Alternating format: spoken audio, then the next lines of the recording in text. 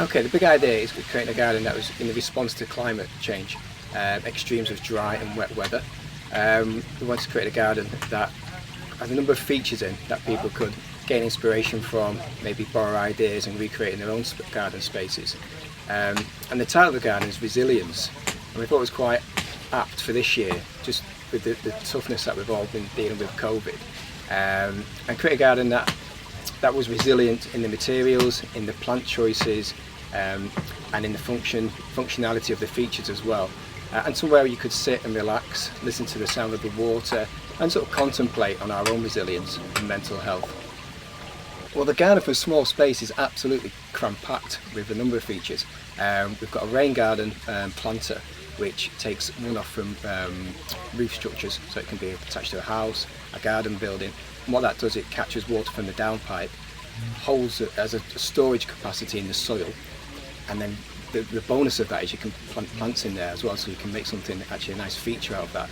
The water can be stored in there and then slowly percolate through, and it'll have an overflow feature, so during times of heavy downpours, when the planter gets full, the water then tips over the edge and into a drainage point, which then flows out the bottom. And what we've done with this garden, rather than that just flowing into a drain or down the pavement, we've actually let it flow into a Waterville, which creates a feature in its own right, which then takes the water to a rain garden within the garden. So with just that one downpipe, we've created 3 or 4 different features, and within them different types of character of planting. So we've got planting in that's tolerant of dry and wet weather, because a rain garden, even though it sounds wet, the majority here will potentially be dry. So you need to have plants in there that are going to be able to tolerate those extreme conditions. Again, we're putting a garden structure, which is a shelter, and the roof is basically made up of a cedar roof structure. What that does is that has a storage capacity as well, so when we get the downpours, the water's not running straight off a hard surface. So if you think if that wasn't there, it'd hit a hard surface, it'd run straight into the downpipes and straight into the sewer network. So what the seeding does is just hold back the flow of the water, releases it slowly.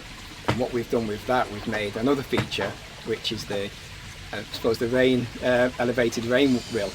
And what that does is any water that runs off the sedum is taken down the rill and is dispensed down the rain chain, which makes a beautiful sound, and that flows into another rain garden feature that we've got. So we've managed to create from that simple roof structure, a number of different features within the garden. So all the features in the garden are very functional, they serve a very important purpose. But what we've done with this garden is actually make something beautiful out of those functions and features. So yeah, it's about celebration of water.